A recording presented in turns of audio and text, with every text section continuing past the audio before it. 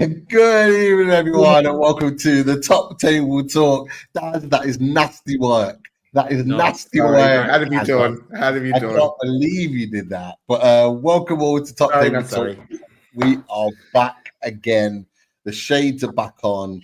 Whether you question it or not, we don't care. Because the fallout from the fixtures, the final fixtures of the Premier League season, we will be discussing. We have got the panel in. You got the Loaded Boys, myself, Daz, and Chris in the house. You've got as well Wolfie from Forest Fans TV. You've got the Winter Surfer. You got Andrew in the house, repping Chelsea. I loved Andrew when that music was being played. We could see him when he's doing. He's literally that. He's signaling the opera in there. Yeah, that's what he was doing. Whatever the words are for that. And then we've got. Where's Rich? What's that? Where's Rich? He's on his way. He'll be in. Just hanging. Yeah. What's cooking, Wolfie? What's cooking there? Burger and chips. Sorry, should I go off screen while I eat? It's a bit rude. No.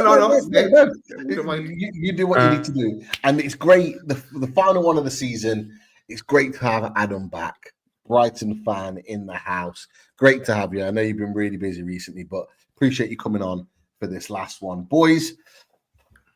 Open house. Where do we start? There is lots to talk about in this hour, and of course, Dan United and Rich will be coming and joining us very shortly. Well, where do you want to start, boys?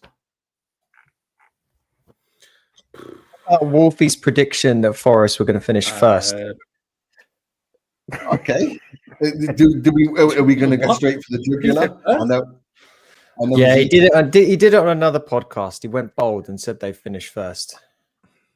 Birthday, Adam. That was on a very small channel, so shut up.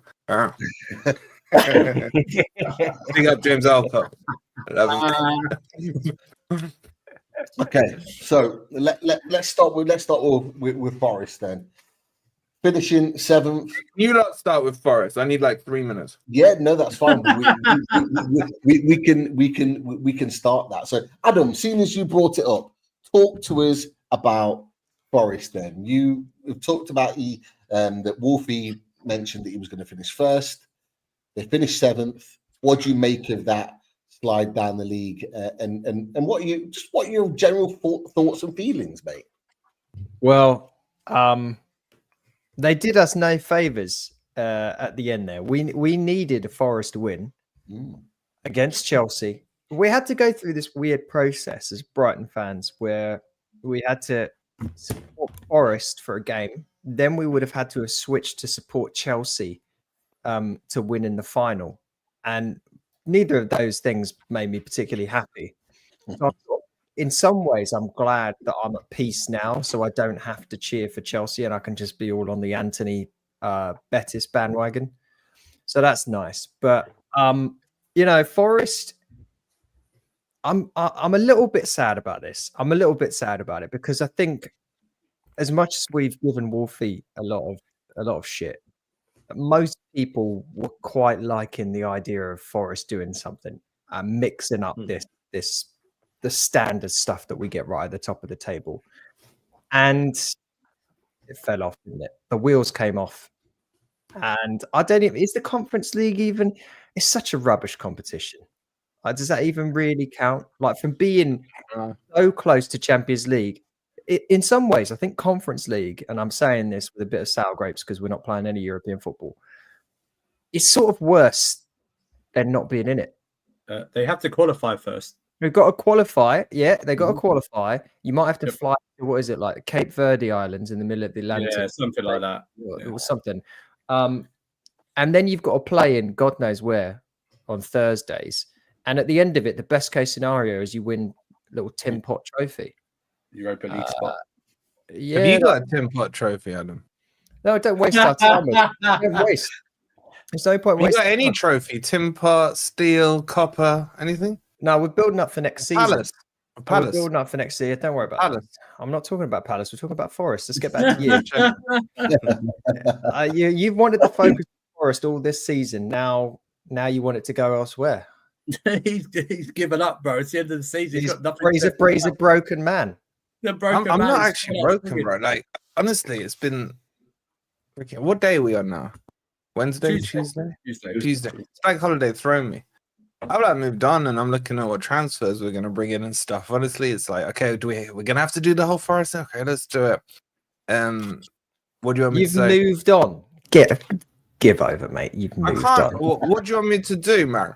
It's like if you've never broken up with a woman, man, you have your morning and then you get, you get a one night stand, you get it done, you move on, and that helps. I had my one night stand yesterday, I'm all good.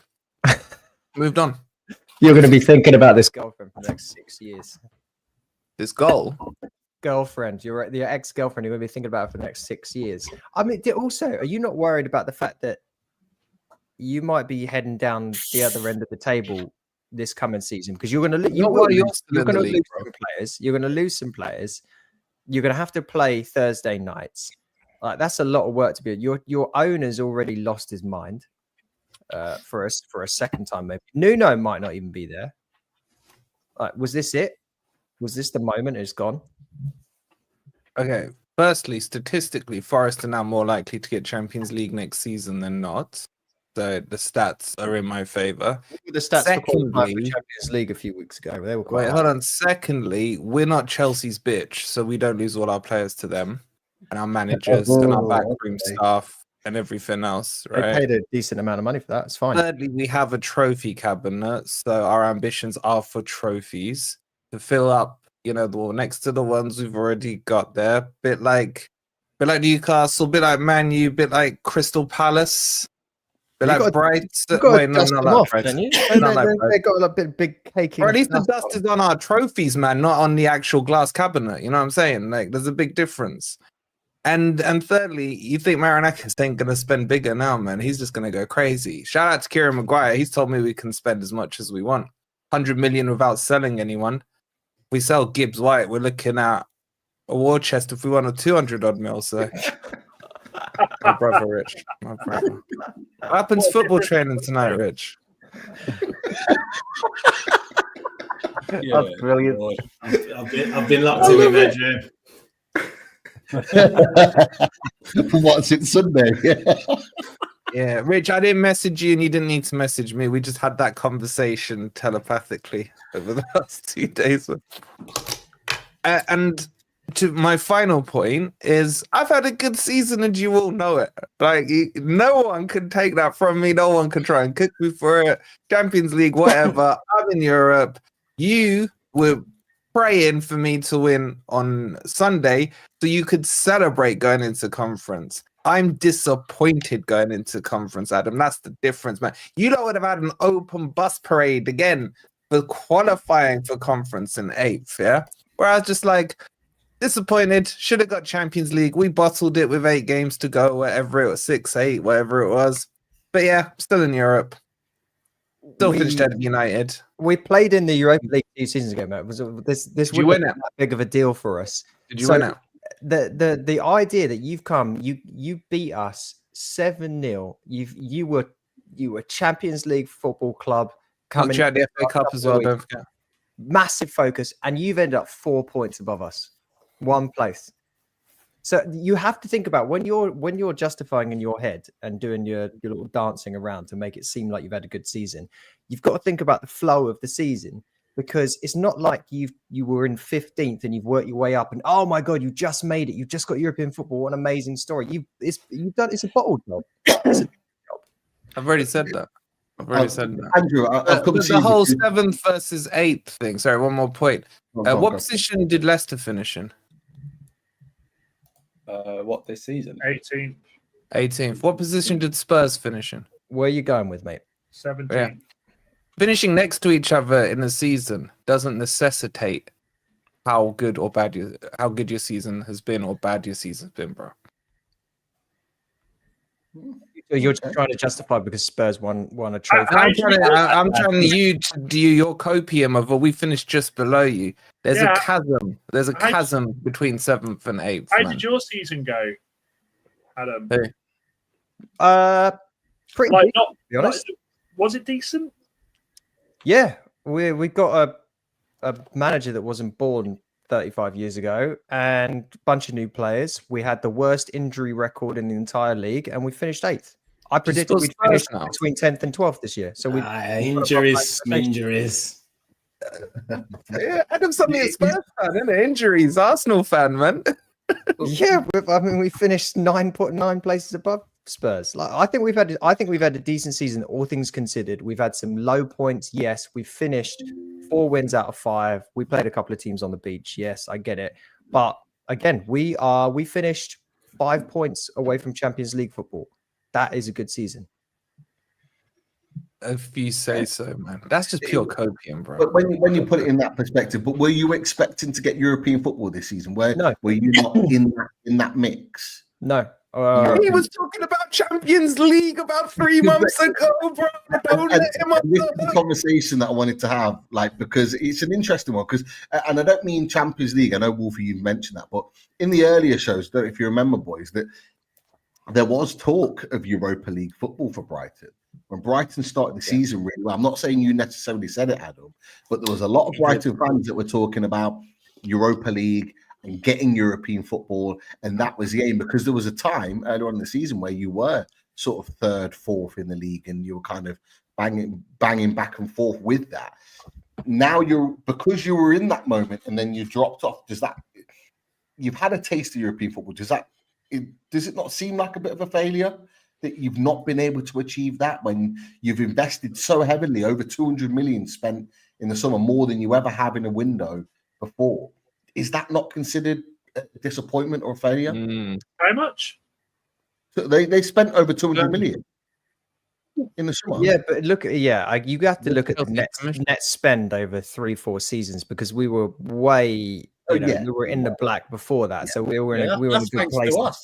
Money. Not because you've sold anyone. That's thanks to us. You're in the black. Exactly. Not because of what you've done. Just like said, he's a bitch. Bank of Chelsea. That's fine. Yeah, we've kept you alive for another 200 years with what we've given you in money.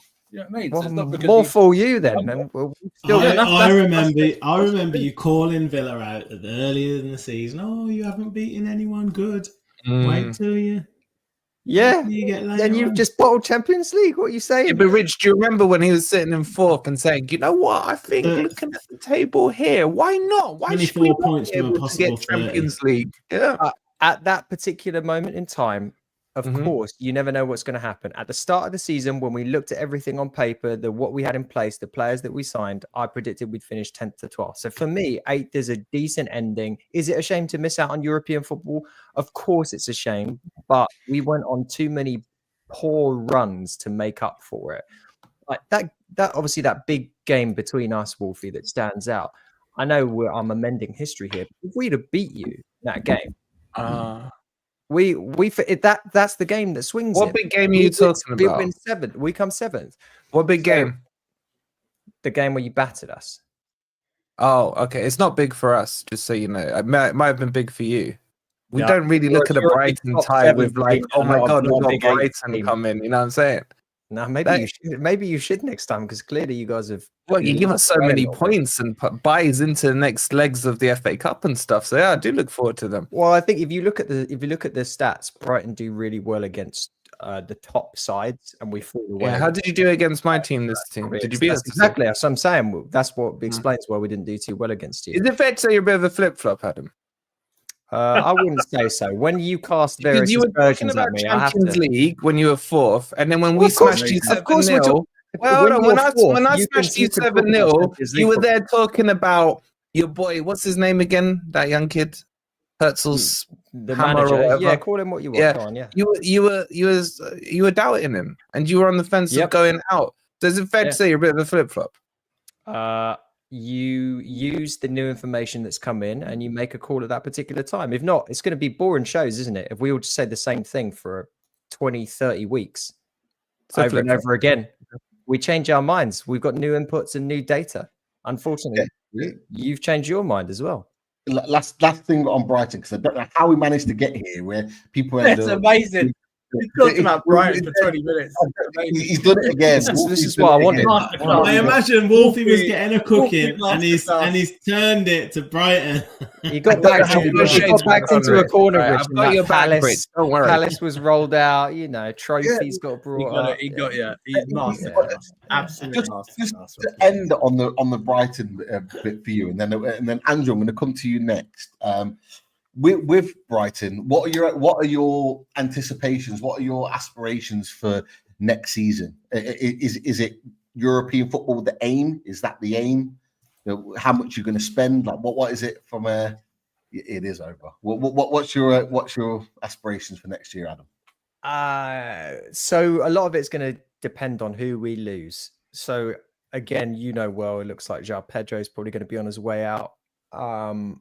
That will leave a pretty big hole in the team. The big one for me is if we lose Mitoma, and there's been lots of talk about him going, that will really harm the short-term success of the club because he is such a difference maker. So I'd be incredibly upset if he were to go, and that would change, I think, what the expectations potentially would be next year. Are we looking for European football next year? Tony Bloom's focus is for this club to be a top 10 club in perpetuity. That's the focus. Europe is obviously going to be a goal, but the problem is you've got big sides that obviously were nowhere in this season, not naming any names. They're going to probably try and be up and around in those positions next year. And you'll have hopefully some of the pretenders that were there this year, like your Forest and whatnot, that will slip back down. So hopefully we'll be in with a chance, but it's going to be so hard. Europe is for the premium European competitions, it's very hard to qualify for them. Yeah, I think. Andrew, I didn't know you needed Pedro. I didn't know you needed Pedro and Mitoma, bro. Yeah, Baleba, I think the midfield is the best player for you. Baleba is the best footballer at the club, yes. But he's not gonna go this summer unless we get a Bowley Egg Barley special. He's not going to go anywhere for another year. Not this time. It's not happening this time. I swear, it's not happening this time. The irony being, he's the best one of all of them. But I was saying to someone else the other day, the good thing about us potentially signing new players coming in is we get to tell this really nice story about what happens when you come to Brighton, you prove yourself as a footballer, and we don't prevent our best players from going on to other things. Healthy. So like McAllister has just obviously won the league. You've got Billy Gilmour, who's gone and won Serie A at Napoli, even though he wasn't crazy involved. Caicedo's come to be looked at as one of the best, if not the best, defensive midfielder in the Premier League. So like we're okay with letting Basuma's just won a trophy right for Spurs, and he's been pivotal for them for the season too. So we're okay with some of these players leaving. I think that enables us to get top talents to come in because they know we're not just going to be a blocker for them in the future. So you're a feeder club. You're an academy, aren't you? Let's be real here. You're just an older academy. They admit that though, right? There's no hiding from that. They have a successful. When they have one of them goes like they had the succession of Basuma, Caicedo, Baleba. It's a succession plan. That's not a club you can support, bro. But that's what they do. Tony Bloom doesn't hide away from. That's not a football team. It's a business, man. It's basically trading it. I'm buying someone to pass him on. It's crazy. Adam celebrating sales is embarrassing, man. It's crazy for the business to finish just one place below a football club, isn't it? I wasn't joking when I said you don't put players' names on the back of your shirt because they ain't going to be there past the end of the season. Like, how long's Lewis Dunk been at the club for? How long's Solly March been at the club for? Yeah, they're shit.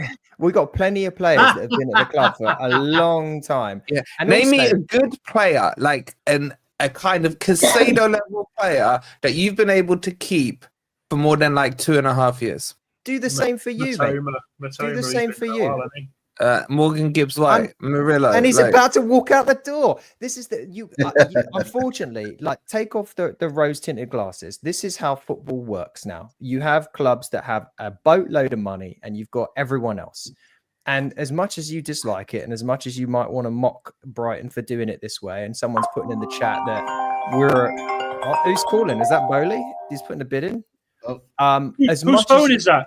That's the second time it's gone off. I ain't heard that ringtone in years, man. Yeah, what is that? That's an old school one. It's my daughter's. It's my daughter's FaceTime. I'm using my daughter's laptop, so yeah.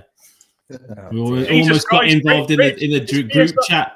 Is PSR really battering you that much, mate? Yeah, mate. My laptop took a battering on Sunday. Very segue. Brighton have been pummeled enough, Adam. You can breathe a sigh of relief. I'm feeling good. I'm at peace, mate. And I will shut up. But as someone's just said in the chat, Wolfie's deflecting. Need to start cooking them again after this massive bottle job. We will come back to that in just a second. But Rich, talk to me, man. What happened?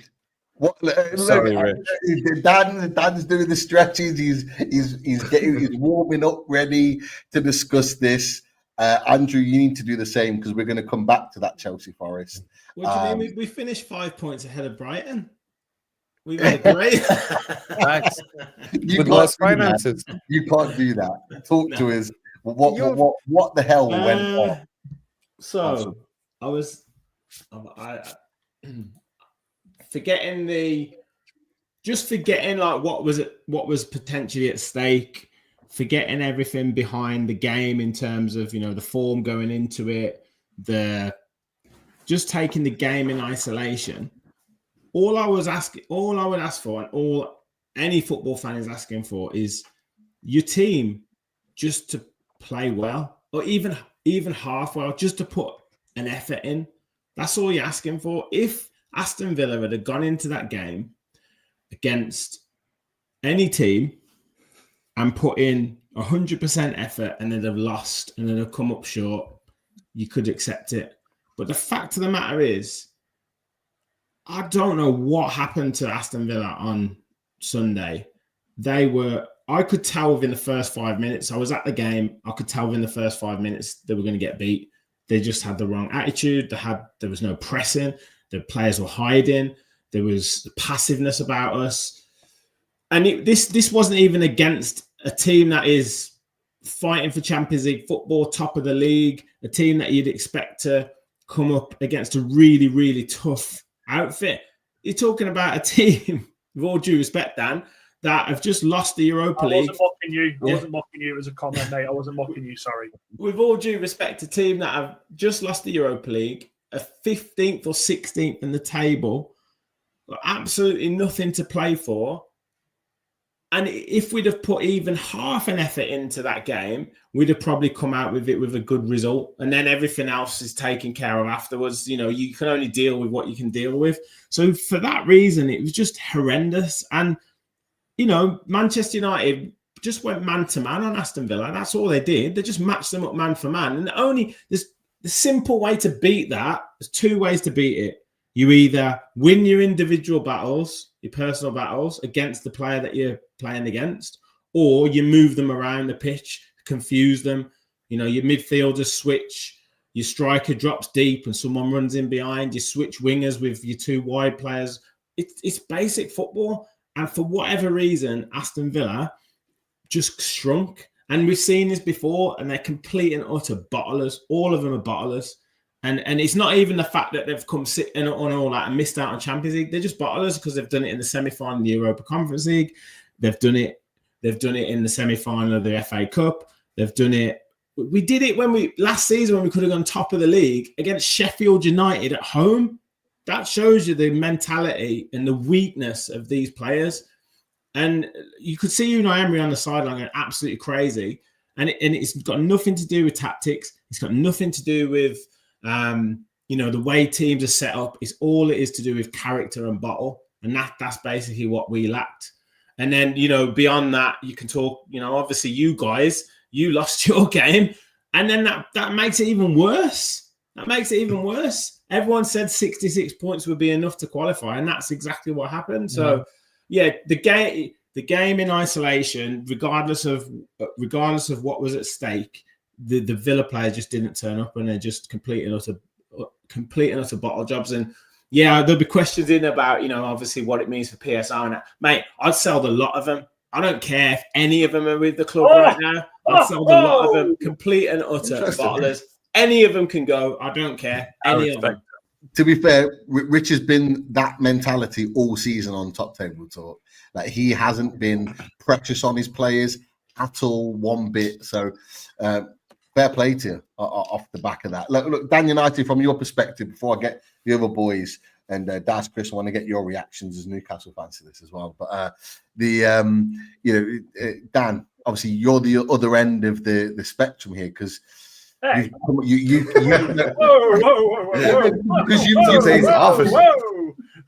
come into this game off the back of losing the final of the Europa League and didn't have any expectations for this game. Were you surprised with Aston Villa? Was it a case of Man United were too good?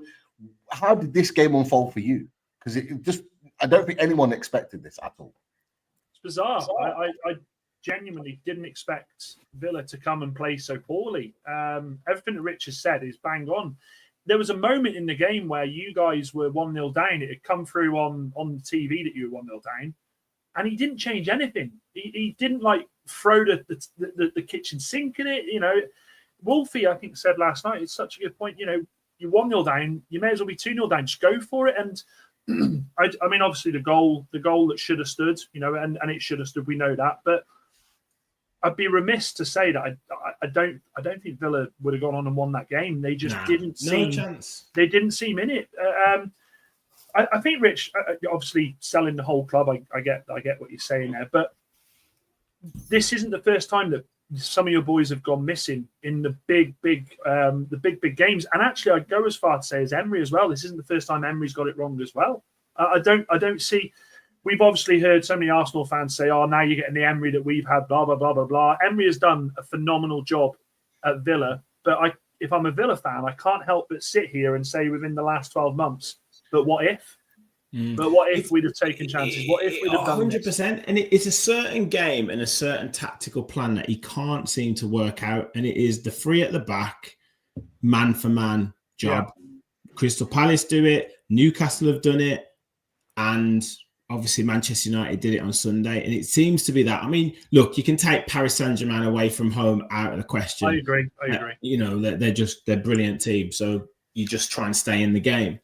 But when he does very well is when we're underdogs. So, because this is the argument back and forth. I put a few tweets out about gutless performance, and I've listed everything that I said. No winning the second balls, no competing, players just running alongside another player, just pretending that they're pressing them. And if it was me in that dressing room, I'll be smashing them. I'll be smashing tables. I'll be pinning up against the wall, as I've done before in football dressing rooms, giving them something, because that's the least that you expect from your football club. But when you have Villa fans coming back to me saying, "Oh well, we haven't bottled it in the big games. Look at what we did against Arsenal. Look at what we did against Bayern Munich. Look at what we did in this game, that game." That's when we were the underdogs. Yeah, facts. That's when we were 5-1 down on aggregate against PSG, and we almost got back. I'm not saying that wasn't a special game or a special moment. I'm not saying Arsenal away wasn't a great performance, but people didn't expect us to win. People expected us to beat Olympiacos. People expected us to beat Crystal Palace, and people expected us to beat Manchester United, and we couldn't do it. So Rich, I don't know whether they're trying to act calm and composed, and then it's just all going wrong between. That Emi Martinez sending off was just an accident waiting to happen. I was about to say that, Rich. He, you know what? He's not the referee. He's the biggest villain of this game. Not the referee. He's the biggest villain. Well, Academy as well. That ball was just criminal. Yeah, but Martinez. Martinez. What I'm saying is, was he your skipper? Was he your skipper on the day, or did McGinn? He was. So no, McGinn played. Sorry, McGinn played. So he's one of the captains. I know he's been captain throughout parts of the season sometimes, but he's a goalkeeper. He's experienced. He literally did a WWE clothesline on Højlund, and it was like. It's not. It's balmy, and I understand Dan's surprised, but I'm a big believer in records, and Aston Villa's record at Old Trafford stinks. It absolutely reeks. And I remember when we did the predictions a couple of weeks ago. I don't know what I think I'd put you to drop points or lose or something like that, because your record up there is horrible. Even last year or some of your year before, I just thought at this time, I just thought at this time, surely we would get some sort of result. But no, you bang on it. And what it seemed to be was a constant from the stands. It seemed to be panic, but trying to act like they were calm. It was almost like a swan swimming in the lake, looking all calm and serene on top, and their legs just flapping crazily underneath. And that's what it was like. They were trying to act like they were just, we'll just keep passing it around, and we'll keep passing it across the back, and then we'll keep letting Man United win the ball. And then, Emi Martinez got it, and he just said, calm down. When really they needed someone to get hold of him and say, sort it out, start pressing, start challenging, and start putting some effort in, instead of trying to look like you've got it all under control. Because what ended up happening is exactly what happened. Cash making a ridiculous back pass when he had time and he could have carried on going forward. He actually beat his man, but he's thinking safety, and then he messes it up. And then obviously Emi Martinez. Is that not management? That's got to have come from the way the manager wanted them to set up, Rich? Because you've just said yourself that the whole first half, they're literally it was so passive.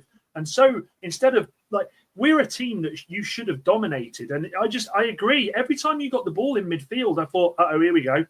And it just turned and it went back or it went sideways. It was, and I will say this as well, this epitomizes Manchester United's season. If we had a striker that could score goals, I don't think we'd have finished in Europa or anything like that, but we'd have been higher up the table for sure, because we had so many chances against you. We should have been 5 or 6. Man, it was embarrassing. I was embarrassed. I was absolutely embarrassed. And like I say, you can take out the meaning of the game in terms of then what ended up transpiring in the fact that we just needed a point. That all you want to do is your job and make sure that you can look yourself in the mirror as a player and think, I gave everything on the pitch. There's nothing more I could have done. And there's absolutely no way that any Aston Villa player could have looked at themselves on that pitch and said, I gave everything to the cause. Yeah. It was just so poor. It was so poor. From a Newcastle perspective, I have to say, for the majority of the second half, I was watching your game more than ours. I'm going to be really honest with you. I had both of the games on, but I was definitely keeping a closer eye on yours than I was ours at St James's Park. But Daz, Chris, from your perspective as Newcastle fans, were you? I agree with Geordie Toon for life, by the way, with that comment. I can't believe he didn't play him, Mings. I can't believe he didn't play him. Were you watching, Daz, Chris, their game more than ours? And what did you make of it, kind of like as it was transpiring? Because I was shocked in a good way. Yeah, no, I flicked over just before, right before the penalty, award the penalty. Then we was chatting to yourself then. But yeah, back to a few comments from different people. But when it came to the Villa game, I'd be back in Holland to miss that when he was on 2 on goal. So it was a crazy stunt from Martinez. Rich, you talked about swans. I thought you were going to break into seagulls and trawlers there at one stage in your analogies. Also, Dan United, thank you. Yeah, hang on a minute. You, mate, I'm telling you now, you've not got off this lightly, because I got my flowers off Pete and Chris. I didn't get anything from you. And Pete sent me 3 voice notes, and I didn't hear a thing from you. The other thing is it is quite sneaky that you 3 have got your shades on when you got beat, because the shoe would have been clear so much on the other foot. It would have been. It might have been a show tonight, Rich. Yeah. Back to Eddie Howe out again, wouldn't it? Eddie Howe has a new job now as well. He's sporting director as well, so he's coming. There's a bit of all your clubs to have a little word. Have got some brass balls coming on them shades. Dan, I did give you a big plaudits, but Pete didn't press record on the voice note, so he asked us to do it again, and I wasn't doing it again. It is on the show. It's there. Can I just say, Rich, a couple of things. Firstly, Matty Cash was always going to make that pass. Forest boy, isn't it? Like, his head was in there. The alliance. What I don't get is why Martinez did what he did when he saw who the quote unquote striker was. know, I man. think there's more chance he misses that than You should just scores it. sidestep. He should have just sidestepped off. He You should have know. said, "There you go." Yeah, There you He go. should have let him go, You know what I mean? and then 2 or 3 players would have got back. By the time he's had another touch, 2 players would have got back. Hoyland, we know what he would have Yeah. done. He would have left the ball and backed up into Martinez, you know, Yeah. just to do his little Or jig with him. 'Cause that's he what would he have does. panicked and shot and hit Yeah. it off his next touch. But from even 35 if yards, he put it scored, wide. but even if he scored, even if he did score, keep your head and stay on the pitch. It's I still know. United. Do you know what I And mean? he might They're only one- have pushed Villa back into It life. doesn't matter. Exactly, Though. it might have woken you up. Might have woken You you don't up. need 11 players to beat this Man United team. You don't.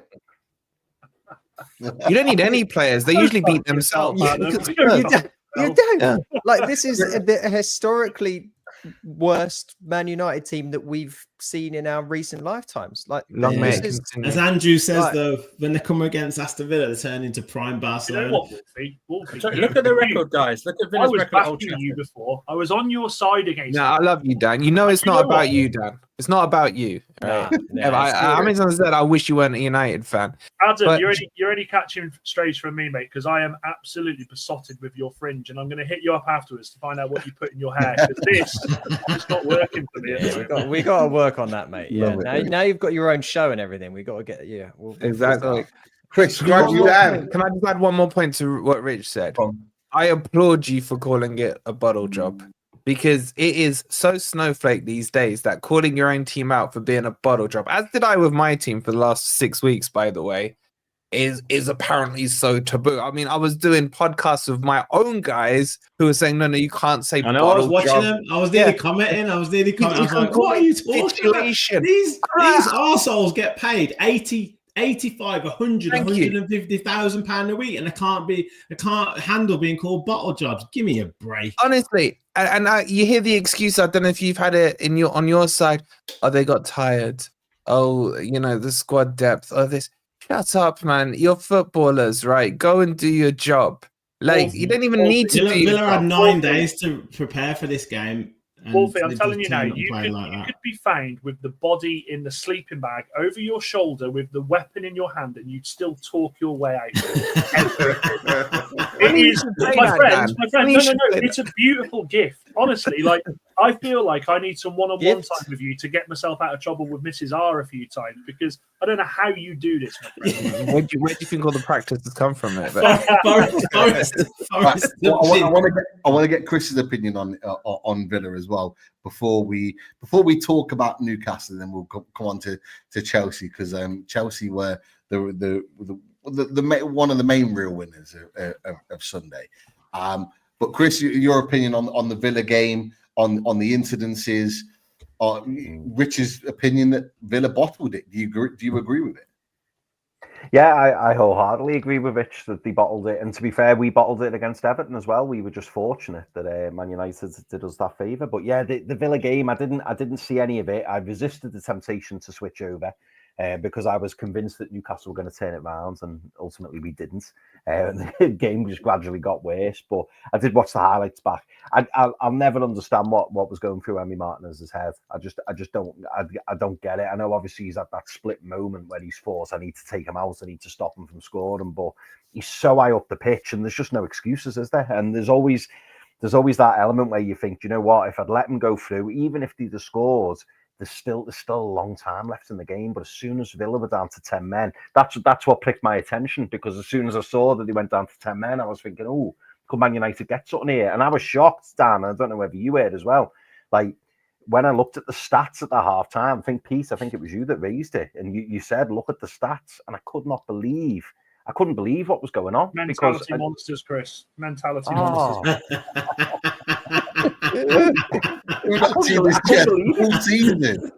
I love it. I love it how Amarim, like, it was a perfect opportunity for him to come out and say, oh, it's all good. This is the start of the building, the rebuilding. This is it now. The journey starts here. I actually felt he was very justified in saying this has been appalling, like saying to the fans. Whereas, last season you had Eric Ten Hag saying, we win the cup, for you, and I'm like, No. Yeah, but that doesn't justify it. That doesn't justify it. Just because someone says they've done a crap job doesn't make the job they're going to do any better.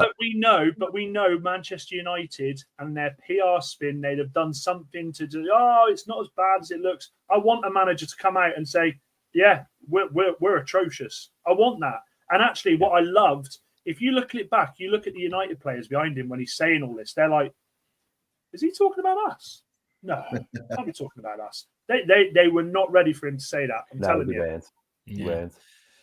That being said, just to finish on Villa, I'll probably get over it in a few days. I'm still disappointed, but that being said, we got ourselves into a position whereby, you know, we've won eight games from the last 10, 24 points from a possible 30.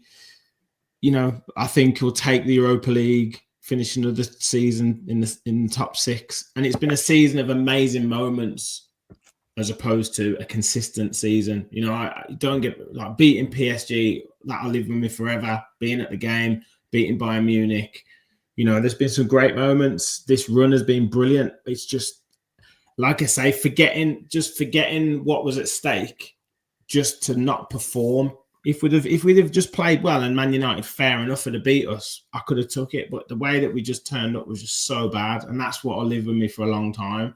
Not the fact we've had a good season, like I say, a good season with some brilliant moments, but that's really soured it for me. Is Emre a bustler?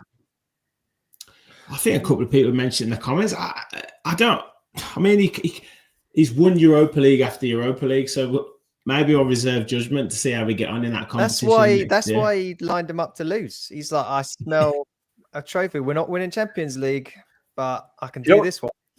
Do you know what you've got to think as well, Rich? You've had a really, really good Champions League season, and I know obviously it probably still hurts. It probably you still feel the pain, but you've managed to qualify for the second best European competition off the back of a really, really good Champions League season, and also, you know, sometimes I actually think it might actually help you dropping into that Europa League, because I think you've got a fantastic chance to win it next season. Loads of people in the chat are saying you've got a great chance to win there. But Yano asked this question, Rich, and while we're still talking on Villa, I wanted to mention this because I just wanted your opinion on it.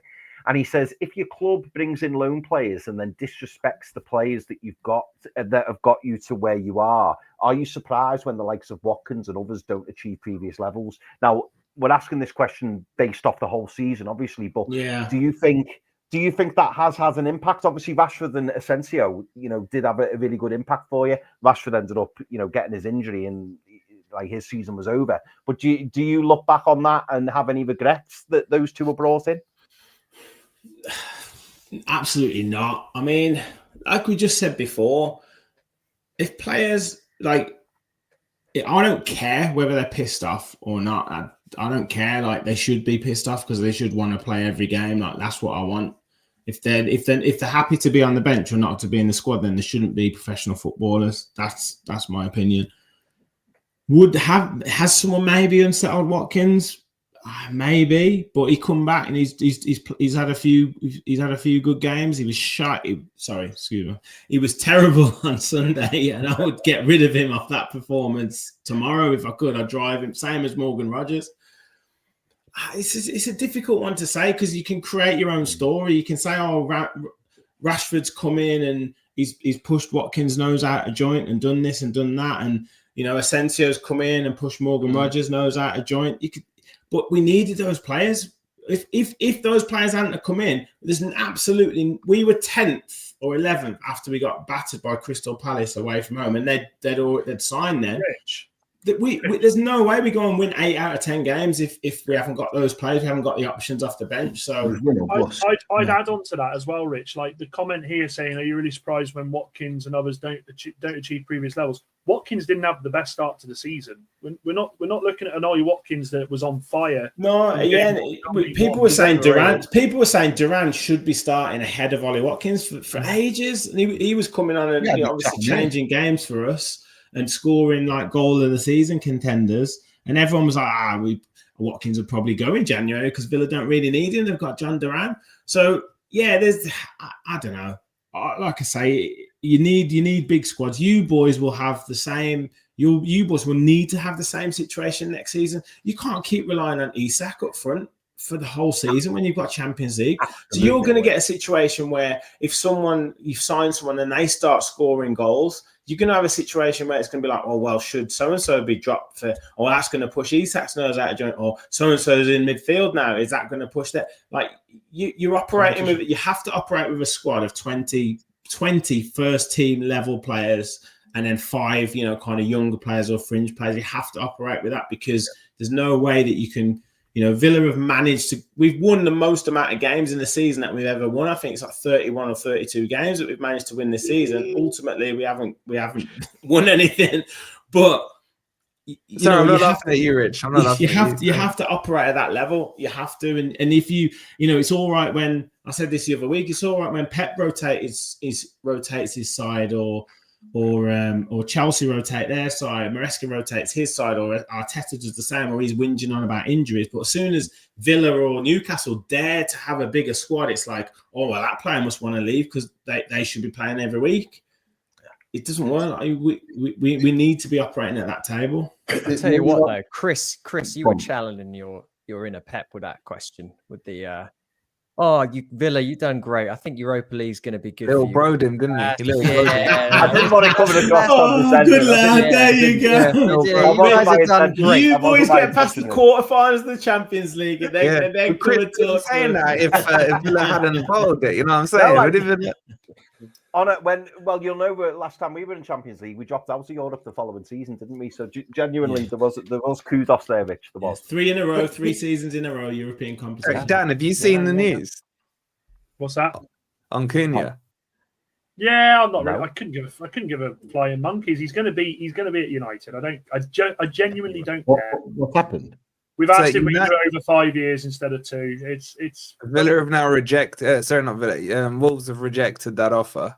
It's going to happen. You got enough to pay it. Have you got enough to pay it, mate?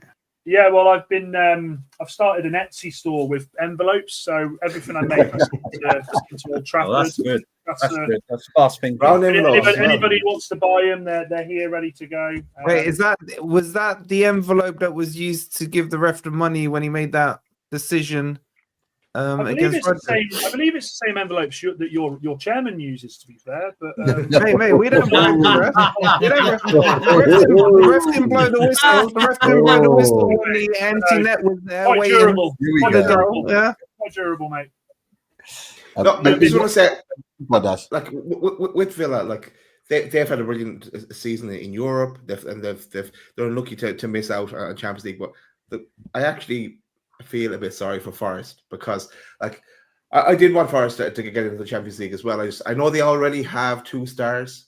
Wolfie does point that out, but I just think it's going to be difficult for them to get back up there again, fighting to get back into the Champions League. So it was a bit of a whirlwind, and it just did fall apart at the end. So the Lions are still strong. Let's put it that way. So strong. Well, the one point I was going to make about Villa, and you touched on the January. Like, we said it for weeks in the January transfer window into February. That was win or bust, Champions League or bust for Villa, which is why they spent what they did. The one thing that didn't make sense to me was Donnell Marland.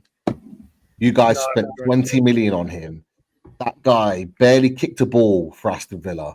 Half of the time he was getting 5 minutes here, 5 minutes there. He was being prioritized, or other players were being prioritized over him. Like that investment didn't make sense. For me, it just didn't make sense. You could see whether we agree with it or not. You could see that he wasn't quite giving 100% when he was on the pitch, because I think he knew he was like 4th or 5th choice. Like that's the kind of thing. If I was a Villa fan, that I'd be asking that question to Unai Emery. Why are you signing him? Because he hasn't given you anything. Yeah, I mean, he scored 4 goals in the Premier League, but yeah, I mean, I'm sure he would have wanted to play more, and I think he would have been in the Champions League squad, but we got 2 or 3 injuries to our centre backs at the time. We had to sign Disasi, or and then had to have him as the replacement. And then obviously Mings started coming back, and Torres came back as well. So yeah, he was very unfortunate. He's on a 3 or 4 year contract. But Rich, looking at that situation, sorry, just one thing. We sold Jaden Philogene for more money than we signed Daniel Marlon for. I'm not even talking about the money, but like you look at that situation. Genie Esther just put it in the chat. Like you signed him on a contract for 3 or 4 years, regardless of what you paid for him. It's pittance in terms of what you actually paid for him anyway.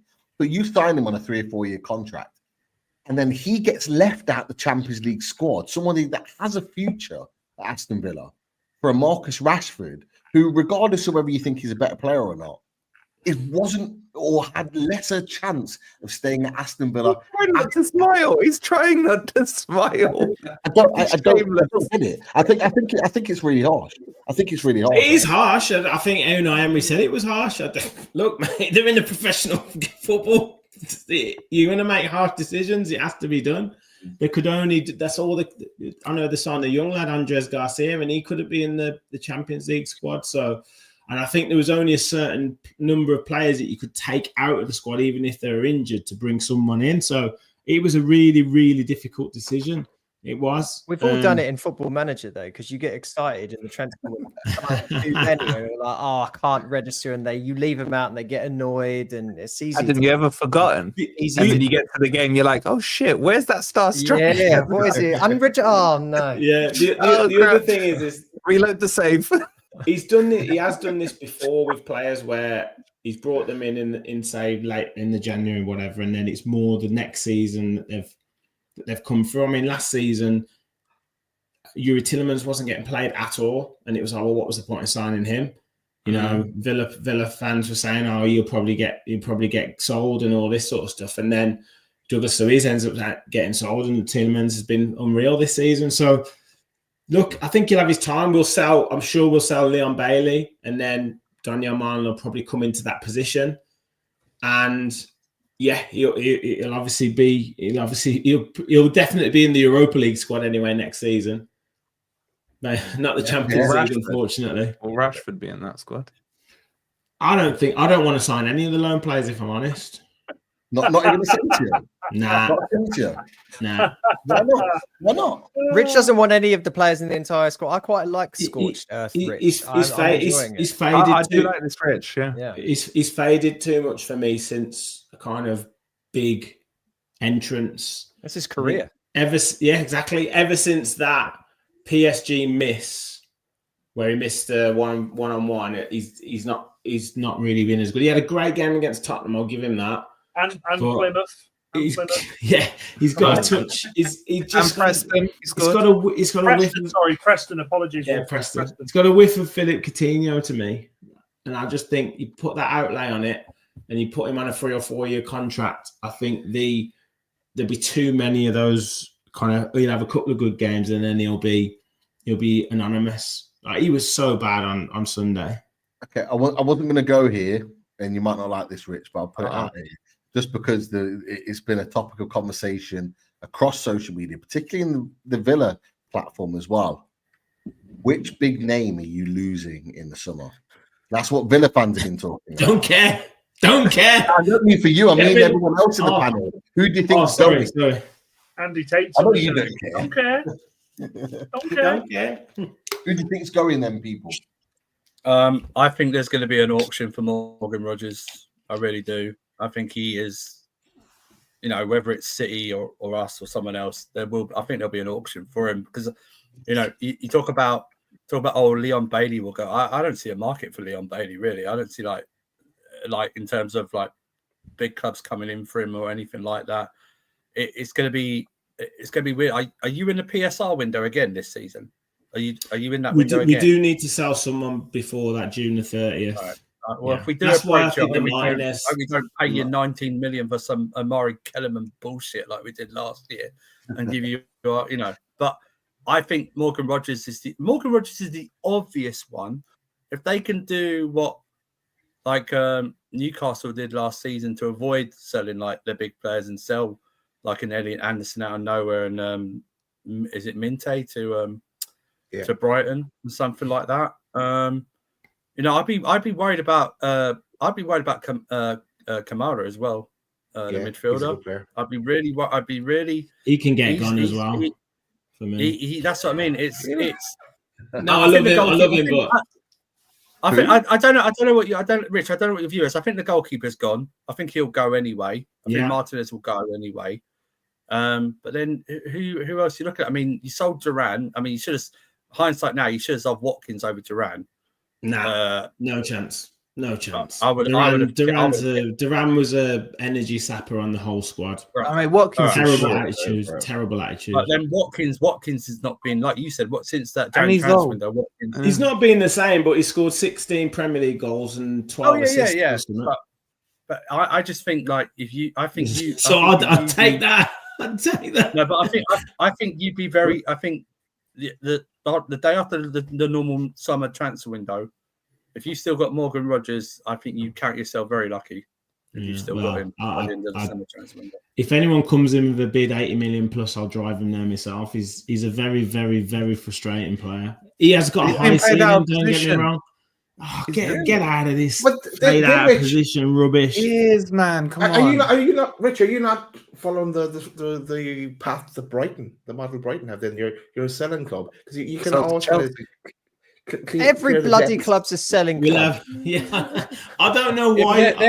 I've said this for weeks. I don't know why any fan is worried about any player leaving the club. I don't care. Honestly, we can sell anyone. I don't care. We'll get a better player in. Another player steps into the breach. We change the tactics. Wolfie, why are you saying well said? A minute ago, you were moaning about how Brighton fans can't get a player's name on the back of it. No. What he said was, why do fans worry about it? Yeah. Being in control of it, I agree with him. Yeah. There's a difference between selling and selling to one club. You get me? Like, spice it up a little, man. Well, no, we're like bartenders, and we've got someone that's had 18 pints at the bar and is willing to give us like 20 quid a beer. That's what Chelsea is to us. Of course, we're going to sell to them. You're Southampton V2. Yeah, you're cut off now. It's not happening again. You're cut off. Well, okay, let's move it on then. Let's move it on. Come on, Andrew, talk to us about Chelsea. You were doing all of the Champions League music. You were singing it to the top of your lungs, mate. Are you happy? Because I tell you what, on these panels, and if Charlie was here, Charlie's in Poland, he's living it up. In the weeks building up to it, nobody gave Chelsea a chance. Everybody said Chelsea was going to drop out. Everyone on this panel, I don't think, really gave Chelsea too much of a chance. But you did it. Yeah. You did just do it. You went and beat Forest at their ground. Mm-hmm. Yeah.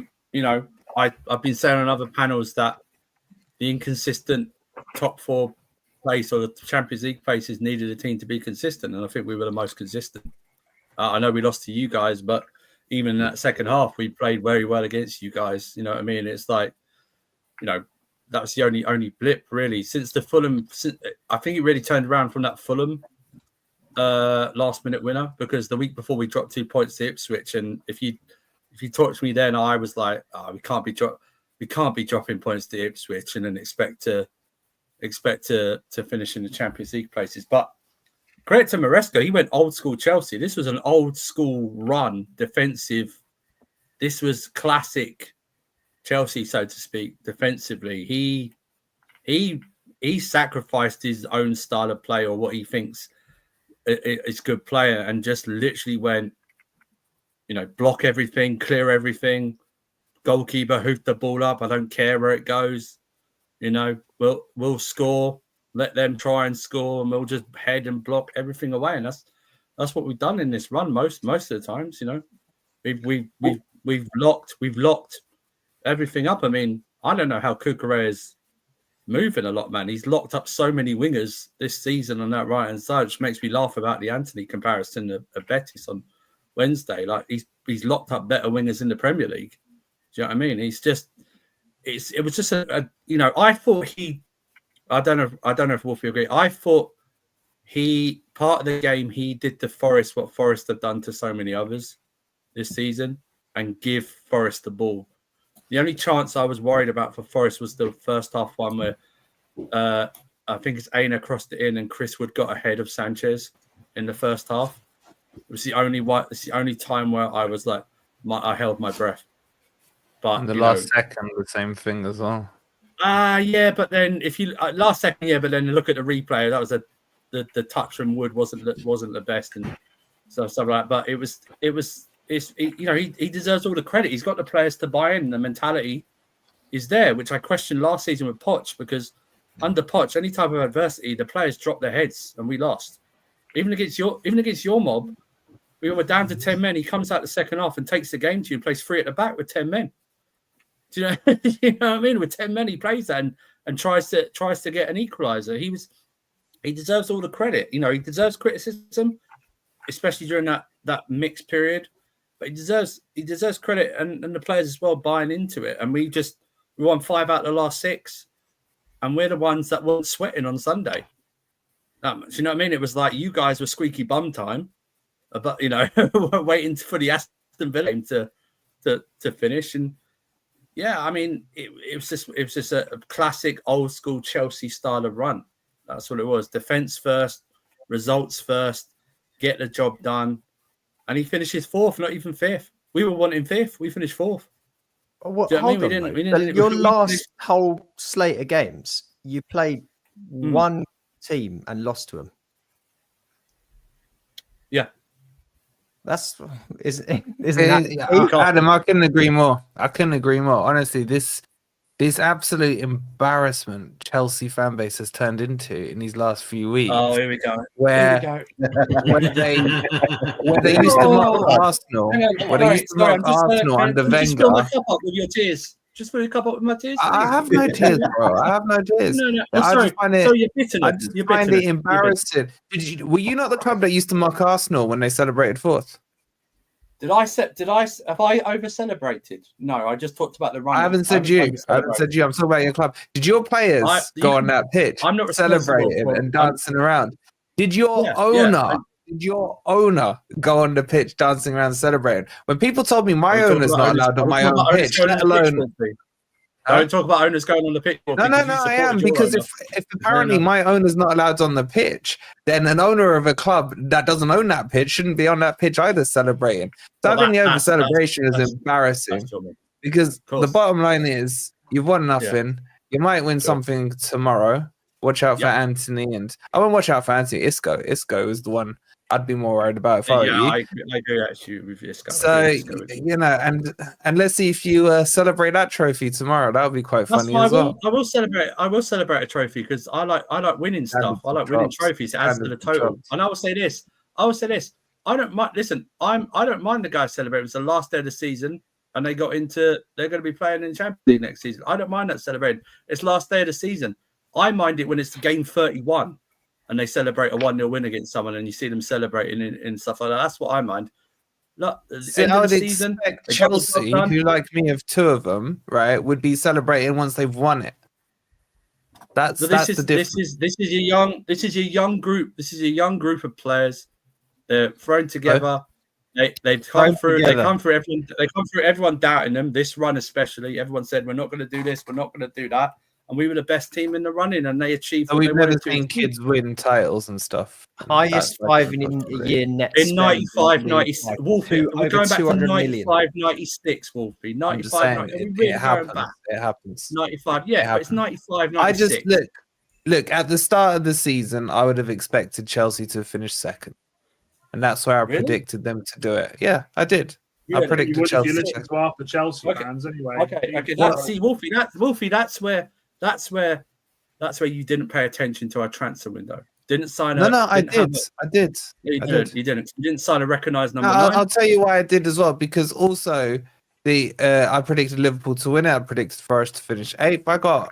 I ended up top, mate, of all the YouTubers on my predictions this season, right? Wolfie, let me tell you this, and I'll tell you why. I'll tell you why you should have at least been 2nd, because let's not forget, Chelsea had an opportunity to go 1st before Christmas. And bostled it. Yeah. And this is the thing. Your standards have dropped within a season. And Dan, I'm sure you'll back me up. We're on many panels. The amount of Chelsea fans, I'm not talking about you, Andrew, here, Chelsea fans, that even when they had a chance to go top, like, no, we don't want to say we're in a title race. We're too scared. We don't want to jinx anything. We don't want to jinx anything. Shots fired to Charlie, right? And yeah, well, amongst others. Charlie deserves it for 2 reasons. One, trying to rub it in my face about Sancho, the freedom fighter, biggest bag of crap on your team. And second, trying to tell me that Nicholas Jackson would score 20 Premier League goals in a season. He's useless, Nick Jackson. Dan, he's been saying that for 2 years and that. So this is the thing, right? This is the thing, and I even myself, I predicted we finished 6th because of our transfer window. It was Anne Maresca. So I never thought we'd finish. You spent 600 million the 2 transfer windows prior. He's look at he literally bought Andrew, you said we obviously didn't pay much attention to your transfer windows because we're sick. We don't know where they're coming from. They were exactly. But Dan, did we buy a Man City style squad, a Barcelona squad, a Real Madrid squad rolled into? Did anyone tell you not to? No. Squad requires you guys can throw all the money at us, but we didn't spend Andrew, we didn't spend on world-class players. We didn't spend I'll tell you this. Sell a holiday. It's not even. I'll tell you this. LB said this, and I agree with him. If you gave me $500 million, I would have bought you players to win the league for the last 2 years. I agree, but we didn't. That's the problem. Okay. But, I'm just saying. Wolfie, we didn't, and that's why I didn't predict us to get in the top 4. Did you realize with that $1.5 billion you spent on average, you could have bought a first 11 where each player would have been worth at least 150 million. Yeah. Think of the players you could have got in each position. Worth 150, and then buy the kids, man. And then buy the kids. But then don't complain here once you spent 1.6 billion and say, "Oh yes, very well. Let's get on the pitch and celebrate." You're preaching to the choir. I understand it. So when people say you spent this much, and that, we haven't spent it. Like we haven't done Galacticos here. You know what I mean? We haven't done that. Few positions, no problem. But we haven't done that. And you know what? This is the point now.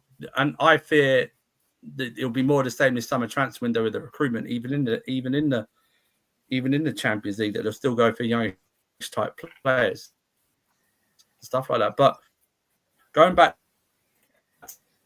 to, am I in slow motion or is Andrew? I thought it was me. It's like watching Baywatch. All credit to them. They've done it. Boys, I'm going to have to love you and leave you. It's been a pleasure this season. We'll be back. We'll be back. Pre-season, maybe. Pre-season. Don't cut Andrew off. He looks fuming. Yeah. He's ready. But no, Rich, it's been a pleasure, mate. But you'll definitely be back next season. We'll be doing new squad. Yeah, now he's going to complain, if he spends a bit more on his internet, you'll probably find he's on full fiber as it is. But had he spent a bit more, he'd have a better connection. Yeah? Love you all, boys. Take it easy. Bye-bye. I'm out as well, gents. Pleasure doing this with you. Pleasure missing out on. Whoa! Before you go, is it powder or is it gel? Neither. It's a matte sort of paste. Yeah. Stuck on. Yeah. I'll show you. It's a man paste. Stuck on the VO5 yes, it's a myself, man paste. and it gives me a grease a matte paste. A matte. Okay. You sometimes we hear what we want to hear, Wolfie. Get rid of the VO5. You don't want that. It's like cement. It feels like it. I look like Jim Carrey some days. or to Wolfie's point, of Cameron Diaz in what was that movie? Something About Mary. Something About Mary. Yeah, that works too, Dan. That works too. Yeah. Ads, it's been a pleasure. I know you've struggled to make the last few in the build-up to end of the season, but you will be back. We will be talking Brighton next season. We always appreciate it. The other side of the world, jumping on with us for an hour or so. So absolute pleasure, mate. Top man. I'm in the US, mate. I'm just outside of New York. Yeah, that's what I said, man. No wonder your hair's so good. You've probably got a stylist and everything over there. I don't know what you think happens over here as well, man. Come on. Look, pleasure as always, and thank you all. Thanks for all the people that comment and everything as well. It's always a great time on here, and congratulations to you guys because You know, Thank you you. had your ups and downs throughout the season, but you finished in a deserved place, I feel like. Thank you. And I would say the same to you, Wolfie. I wish I could say the same to you, mate. Cheers all. Bye. Take care, mate. See you later. Who else We'll be back at some point. What did you say? He's reset Wolfie, what did you do? he's reset his connection. But boys, I wanted to talk about Newcastle. We didn't turn up on Sunday, but we got the result in the end that got us Champions League football. Look, Daz, Chris, we've already kind of had our reaction to it, so we'll let these boys have their say, and then we can just respond as and when. So, like, I wish I could help you, mate, but I had Forest game on and the United game on stuff, and I didn't watch anything after that. So I'm just going on what you lot have said on your podcast. I'll just agree with what you guys said. I've watched that. Watching anything green on my screen after Sunday, no, I'm good until preseason, bro. So I ain't seen match of the day. I ain't seen Gary Lineker say goodbye. I ain't seen nothing, man. All I saw was United and Forest, man. And I wish I hadn't seen those either. So Dan, you do your thing, Dan. Would any of you say that Newcastle would deserving of Champions League football? I think, and I'm going to say this with love. I say this with love, no hate, but I feel like you boys were so close to bottling this, and we talk about Wolfie being bottle jobs and Villa, but for the flowers that your team are given, the midfield, a lot of people say it's the great midfield. But for you to have bottled that would have been a disaster. And I genuinely, Pete, I know you've said all the way through that you would, as long as you get European football, you don't care. But this should have been sewn up. You remember we had this conversation a few weeks ago when I said you should have beat, who was it? It was 2-2. Was it 2-2 you drew? Was it Bournemouth or Brighton? Brighton. 1-1. And I said you should have been going for the win. You were happy with the draw. I said, no, Pete. You needed to win that to stay comfortable. Look, it's football, and of course, you're here. The end of the story is you are in the Champions League. So, are any Newcastle fans honestly going to care about it? Absolutely not. But I tell you something, it just shows what every Newcastle fan has said, and I agree. You need to strengthen. And now with this PSR being completely different, I genuinely do believe, as scary as it sounds for clubs like myself who are trying to catch up, that you are going to go out there now and build a great squad. And I don't think this happens again. I think you actually now push on with the top five and become a team that doesn't just get there just over the line, a team that consolidates and sticks in there season after season. The world's your oyster now. The players that you're linked with. Obviously, you said last night, Pete, as well about Isak going and getting that groin surgery.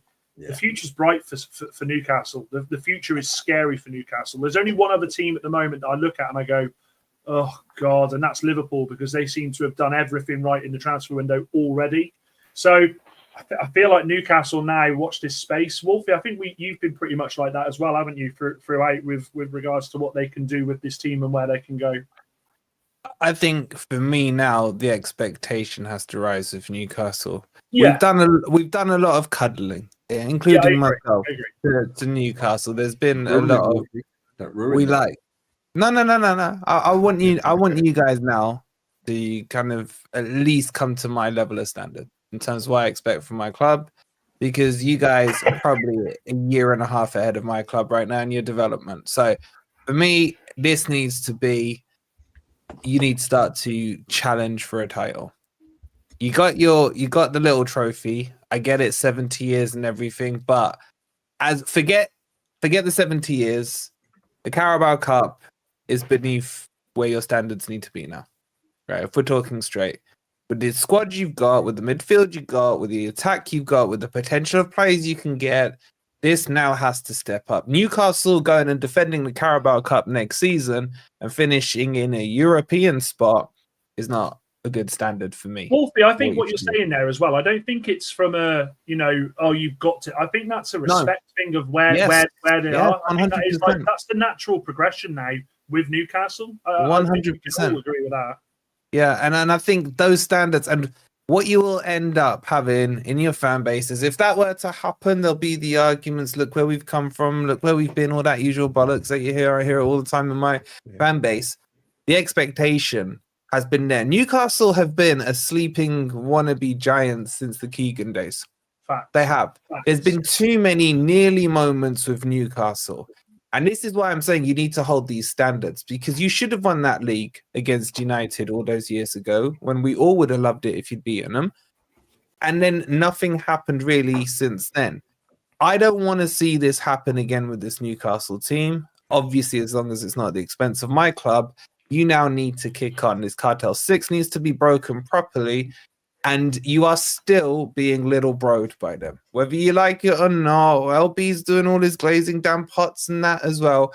But you will know you've started to really break it when they stop doing the whole cuddling thing for Newcastle. That's when you know they're worried about you. Okay? Right now, it's a nice story for them. But once you start to, dent their nose a little bit, leave them a few injuries and what have you, and they're like, oh crap, Newcastle is serious here, then they'll worry. And this is the time you guys have to kick on, and I hope you do.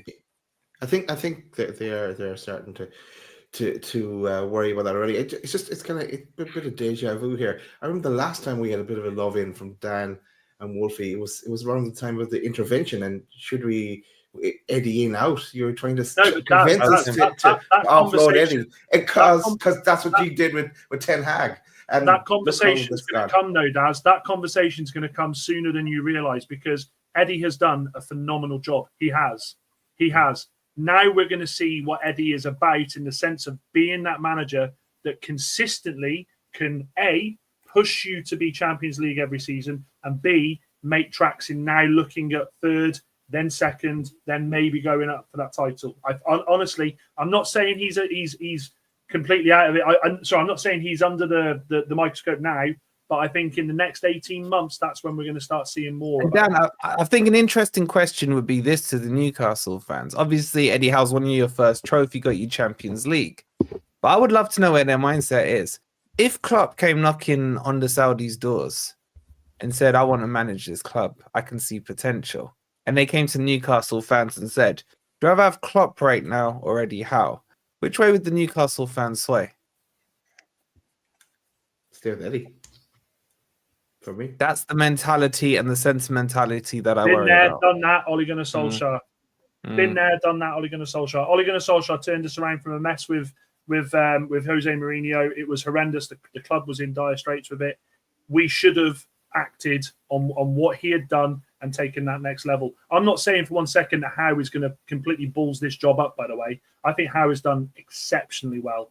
But I think it's going to come 18 months' time, I think, where you're going to go, has he taken us as far as he can go now? That's the question that I think will be asked. And it can be asked about him doing a bad job, by the way. It can be asked about him doing a bad job. It depends on where your standards are going to be as your bare minimum. That's the thing. But yeah, loaded in the chat saying stick with Eddie Howe. I just think, look, I'm talking like Klopp, I'm talking Pep, these elite level managers. If they come knocking on your door, you cannot say no to them. I don't care who's in charge at your club. There's an interesting dynamic happening from today on, actually, as well, with our sporting director departing at the end of June. That Eddie Howe is now like Ollie. He's most definitely at the wheel, and he's going to be in charge of our biggest transfer window ever. So he needs to step up. He needs to get the players he wants over the line and then kick us on next year. But yet, we may be having a conversation at the end of next season. Who knows? But on that comment, Daz, the one that said Klopp is like Pep, he needs great players. What they're not saying is Klopp is like Pep, he can attract great players as well. And I'd go one further as well. He can build a great club as well. The Liverpool team he took over was abysmal, and he built that team to what it is now, which is why they won the Premier League this season. Oh, and by the way, for me, Eddie Howe is manager of the season. I'm now talking about standards, and you have to kick on. We can't have what happened with Keegan. I'd agree. I agree. We need to kick on, but I think we know that now. I think seeing what Villa did this season in getting to the quarterfinals of the Champions League, but being all within like just 1 point away from getting Champions League football, that's what we need to do next season. We need to be able to have a good campaign. I'm not saying we need to get to the quarter, semis, whatever. We need to have a good campaign first and foremost, get through the league stage. And as well, we're building in the league. We need to be able to do that because you've just said, you know, we want to be alongside the Man Cities, the Arsenals, the Liverpools, those teams that are fighting for titles and that are able to play at the top table and still play in the league and win matches. Can I just can you get Craig Lee's comment up? This isn't a hate. This isn't a hate towards Eddie Howe at all. This genuinely isn't. This is about Newcastle wanting to be a club that are up there challenging with the big boys. We don't know what Eddie Howe is like with a full transfer window of bringing the players in he wants, spending the money that he wants. We don't know that. He has done a phenomenal job. We've said this. It's not a hatred towards him. Both Wolfie and I have said he should be manager of the season. Yeah. I just think now it's you never look behind. You always look in front. And Newcastle now, and I'd like to think with the ownership that they've got and how they want to be, you need to be looking not just next season, the season after. That's all we're saying. There's no hatred to what you guys. It's the literal opposite. It's the literal opposite. We're saying we want to see the success of the last time the boys made a play on Eddie. He kicked on, he won the League Cup, and he got the Champions League. Correct. By the way, Dinga, he was saying out. No, I want him to do it all because we're how many seasons into there being a Premier League is there? We're 33 seasons. There's never been an English manager that's won it. I 100% want an English manager to win this competition. I absolutely do. But it's again, we just and don't you've seen how quiet Chris has been though. I hear it. Lads, I've got a bank because my wife is going to absolutely... Yeah, I'm getting it in the ear as well. Go for it. Go for it. No, look, we'll wrap there, lad. We'll wrap there because I think it's an interesting way to finish. Look, we got Champions League football. We are absolutely delighted with it. We are excited for the summer ahead. There will be expectations. You know, when you get Champions League football and you win a trophy, that naturally comes with expectation. But let's see what the boys at Newcastle do in the window. Let's see what Eddie Howe, Steve Nixon, Andy Howe bring into the team, and then we can have a better conversation about this when Top Table Talk comes back. Well, I won't be there for that. I'll see you in a couple of years then. No, you'll be there. Relegation. It's like Super League.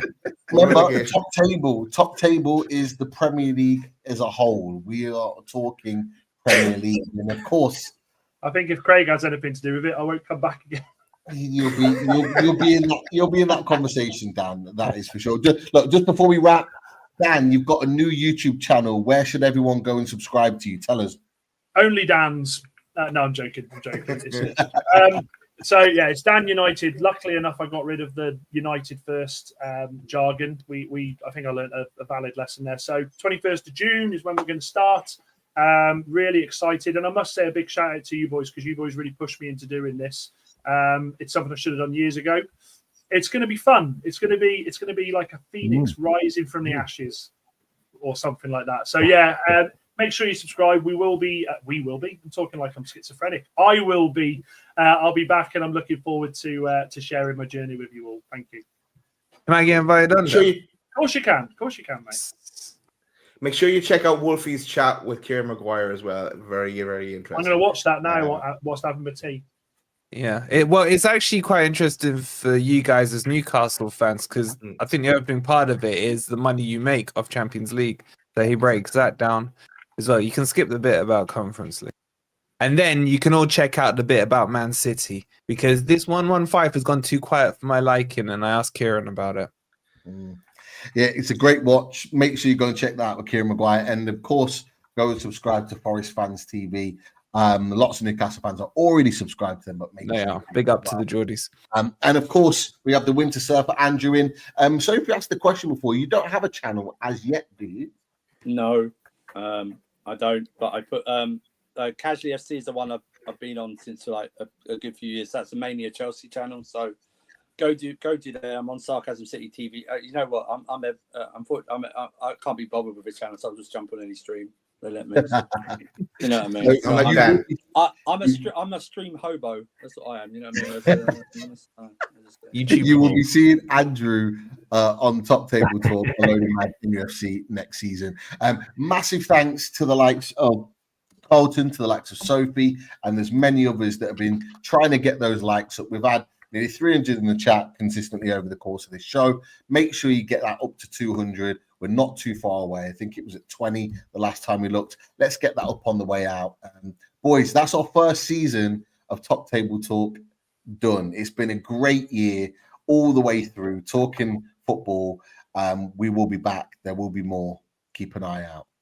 That is for sure. See you in the next one. Thanks, everyone.